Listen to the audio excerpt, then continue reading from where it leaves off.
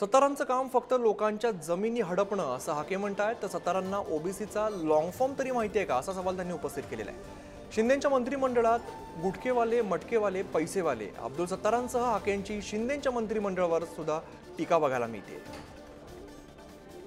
काय त्या माणसाची आयडेंटिटी, मनी मसल पॉवर, पैसा, लोकांच्या जमिनी हडप करणं, या अब्दुल सत्तारला ओबीसीचा लॉंग फॉर्म माहितीये का? या अब्दुल सत्तारला मंडल आयोग माहितीये का? कधी अंमलबजावणी झाली हे माहितीये का? कोण अब्दुल सत्तार? आणि एकनाथ शिंदेच्या मंत्रिमंडळामध्ये असलेच गुटकेवाले, मटकेवाले, पैसेवाले यांना काय संविधान माहितीये? अब्दुल सत्तारनं पहिला राजीनामा दिला पाहिजे, कारण तू एका विधानसभेचा लोकप्रतिनिधी आहात। तुम्ही इथल्या संविधानाची शपथ घेतली की 12 करोड जनतेच्या हक्क आणि अधिकाराचं आम्ही संरक्षण करू, आणि आरक्षण देणारे हे कोण?